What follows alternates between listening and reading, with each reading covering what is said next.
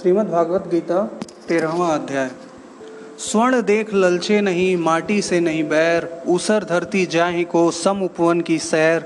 सुंदर नारी रत नहीं, नहीं मोह और काम, शीत उष्ण सम है जिसे नहीं क्रोध का नाम। जैसे सोवे पलंग पर तिमि धरती पर सोए, राग द्वेष से रहित जो भक्ति में दृढ़ होए।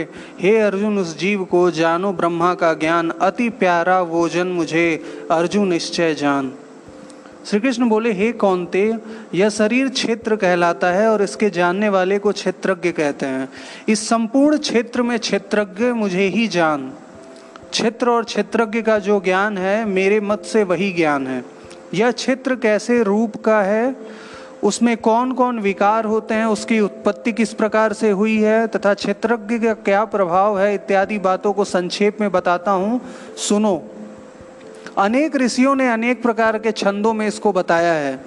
वेदों ने पृथक पृथक वर्णन किया है तथा हित वाले ब्रह्मा सूत्र में पदों में भी ये ज्ञान निश्चय किया गया है। पंच महाभूत, अहंकार, बुद्धि, अव्यक्त प्रकृति, 10 इंद्रियां, मन तथा 5 इंद्रियों के विषय तथा इच्छा, द्वेष, सुख दुख, संघात, चेतना, धृति, इनके समूह। संक्षेप में क्षेत्र क्षेत्रज्ञ के यही विकार हैं।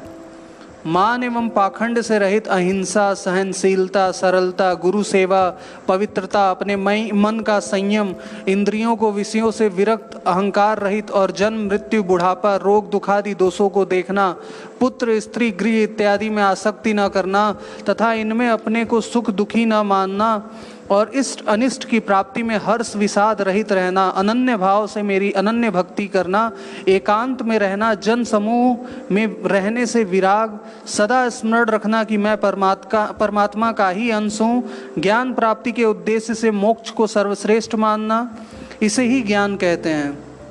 अब ज्ञेय का स्वरूप वर्णन करते हैं, जिसको जानकर मनुष्य मोक्ष को प्राप्त होता है। वह आदि रहित, बड़ों से बड़ा, अकथनीय होने से न सत्य ही कहा जाता है और न असत्य ही कहा जाता है। सब ओर उसके हाथ और चरण हैं, सब ओर नेत्र, सिर और मुख हैं, सब जगत में सबको घेरे हुए स्थित है।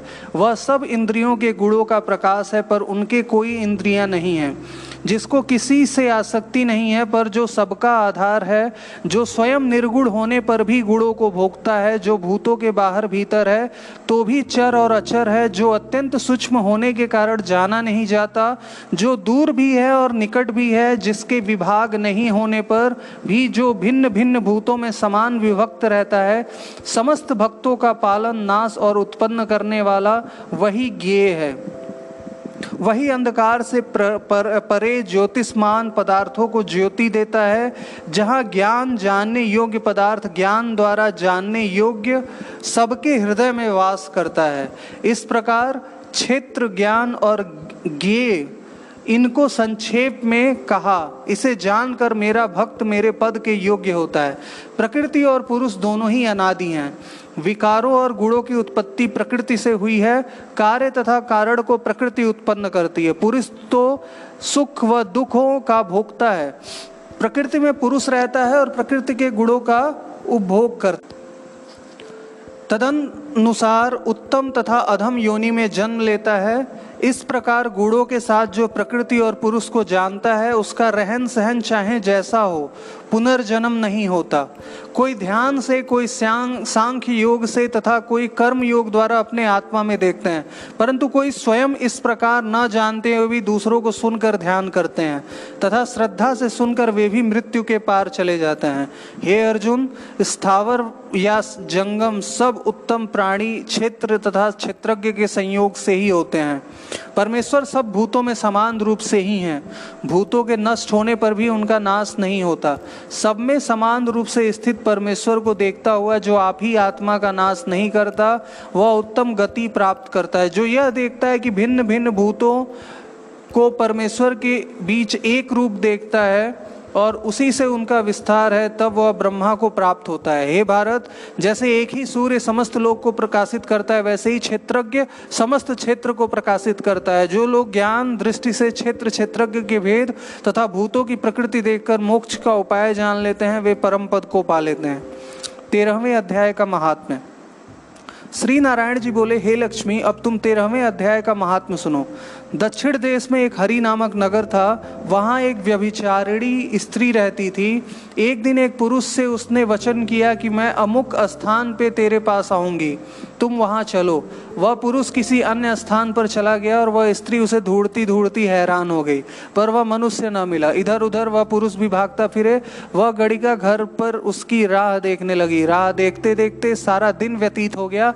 शाम हुई तब वह गड़िका प्रीतम का नाम लेकर पुकारने लगी। इतने में ही वह पुरुष मिल गया। दोनों बड़े प्रसन्न होकर बैठे कि इतने में एक शेर आया। गड़िका को डरी देकर सिंह बोला, अरे गड़िका, मैं तुझे खाऊंगा। गड़िका बोली, तू अपने पिछले जन्म की बात कह, तू कौन है? सिंह बोला, मैं पूर्व जन्म में ब्राह्मण था, झूठ बोला करता था, बड़ा लोभी था, जुआ खेलता था तथा दूसरे का धन हर लेता था। एक दिन प्रातः काल घर से निकलकर चला तो मार्ग में गिरते ही देह छूट गई। यमदूत पकड़कर धर्मराज के पास ले गए। देखते ही धर्मराज ने हुक्म दिया, इसी घड़ी ब्राह्मण को सिंह का जन्म दे दो। यह देह मुझे मिली और हुक्म दिया, जो प्राणी पापी दुराचार करने वाले हो उनको तू खाया कर, और जो साधु वैष्णव हरिभक्त हो उनके पास तू कभी न जाना। हे गड़िका, मुझे धर्मराज की यही आज्ञा है। उनकी आज्ञा पाकर सिंह की योनि में आया हूँ। तू व्यभिचारिणी गड़िका पापिन है, इसी से मैं तुझे खाऊंगा। इतना कहकर गड़िका को खा लिया। तब यमदूत गड़िका को धर्मराज के पास ले गए। धर्मराज ने हुक्म दिया, इसको चांडाली का जन्म दे दो। श्री नारायण जी कहते हैं, हे लक्ष्मी, उसने गड़िका की देह त्याग कर चांडालिनी की देह पाई। कई दिन पीछे वह एक दिन नर्मदा नदी के तट पर चली गई। वहां देखा कि एक साधु गीता के 13वें अध्याय का पाठ करता है। उसने सुन लिया। जब वह अध्याय सुनकर प्रसाद पाया तो तुरंत चांडालिनी के प्राण छूट गए। देव देही पाई। आकाश से विमान आया जिस पर बैठकर बैकुंठ को चली। फिर उसने उस साधु से प्रार्थना की, हे संत जी, गीता के एक श्लोक के पाठ का फल उस सिंह के निमित्त दे दो तो उसका भी उद्धार हो जाए। तब उसी संत ने उससे भी पाठ का फल दिया, जिससे तत्काल उस सिंह की भी देह छूटी और देव देही पाई। तब दोनों विमानों पर चढ़कर बैकुंठवासी होकर परम धाम को प्राप्त हुए। श्रीमन्नारायण नारायण हरे हरे, श्रीमन्नारायण नारायण हरे हरे। तेरी लीला सबसे न्यारी न्यारी, हरे हरे। भजमन नारायण नारायण हरे हरे, भजमन नारायण नारायण हरे हरे। ओम नमो नारायण, ओम नमो नारायण, हरि ओम नमो नारायण, हरि ओम नमो नारायण। श्रीमन्नारायण नारायण हरे हरे, भजमन नारायण नारायण हरे हरे।